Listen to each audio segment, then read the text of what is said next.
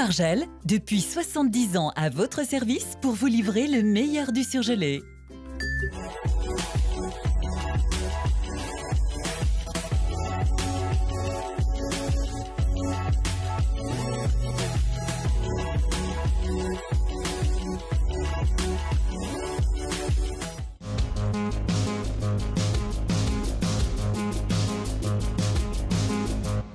Procès aux assises des deux auteurs de l'agression d'un prêtre à Genêt.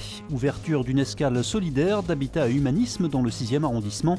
Enfin découverte du programme de la Biennale de la danse. C'est surtout l'occasion de m'adresser de manière plus précise à mes agresseurs. En leur disant que voilà, si je ne leur en veux pas, que je les pardonne, il reste qu'après la balle est dans leur camp. Il dit être venu aujourd'hui sans aucun esprit de vengeance. Luc Biquez, prêtre à Genêt, s'est retrouvé ce matin face à ses deux agresseurs, deux jeunes qui, ce 27 novembre 2015, se sont introduits de force dans sa cure pour le cambrioler.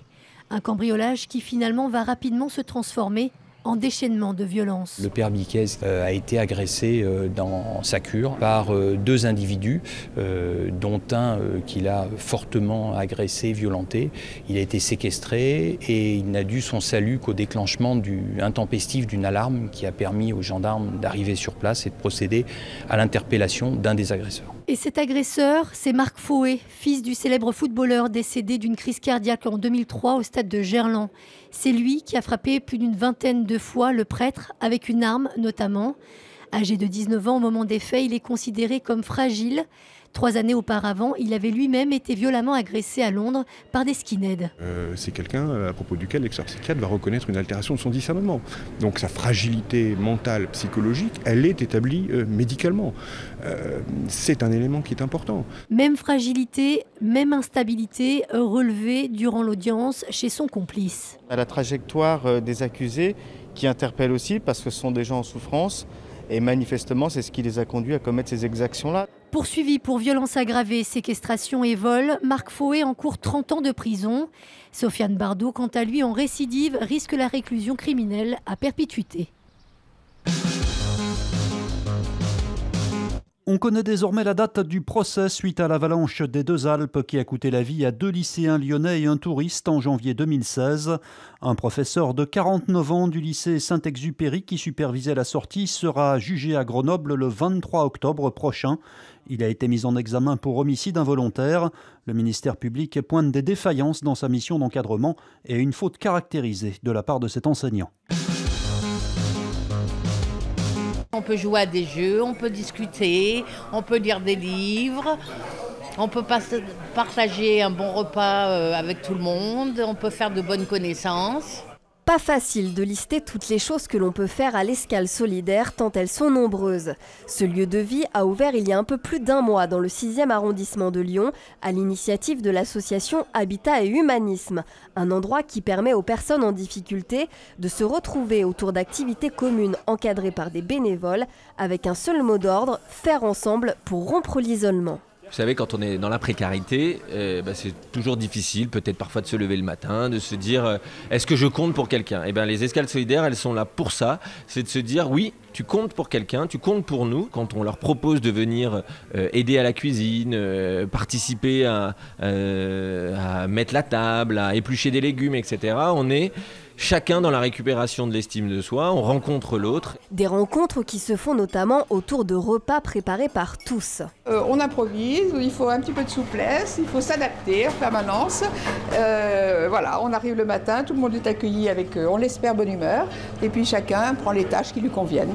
Habitat et Humanisme souhaite ouvrir entre 6 et 8 escales comme celle-ci d'ici 3 ans dans la métropole.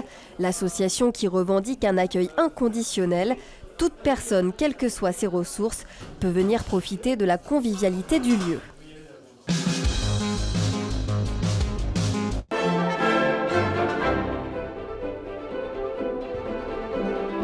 Levé de rideau ce matin sur le programme de la 18e Biennale de la danse de Lyon. Une biennale européenne expérimentale et innovante avec les nouvelles technologies, mais qui s'appuie aussi sur les grands chorégraphes.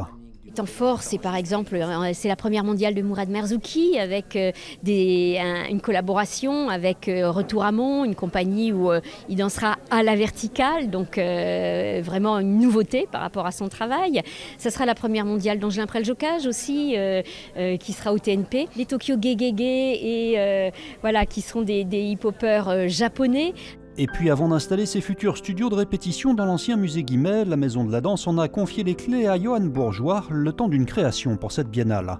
J'investirai le musée Guimet, qui est un ancien musée d'histoire naturelle, avec des tas de dispositifs que j'ai créés depuis ces dernières années et qui sont d'autres qui sont en train d'être créés, dispositifs qui gravitent tous autour de la notion de suspension, puisque ça amplifie à chaque fois des phénomènes physiques, ces dispositifs, la gravité, la force centrifuge. Enfin, le dimanche 16 septembre, le défilé de la Biennale retrouvera les rues de Lyon. Ce sera un défilé pour la paix, parce que c'était important aussi de revenir pour célébrer un siècle après l'armistice 1918-2018. Puis on aura une marraine qui sera Latifa Ziaten, une très belle personnalité, candidate au prix Nobel de la paix, qui sera avec nous. La 18e Biennale de la danse, c'est du 11 au 30 septembre.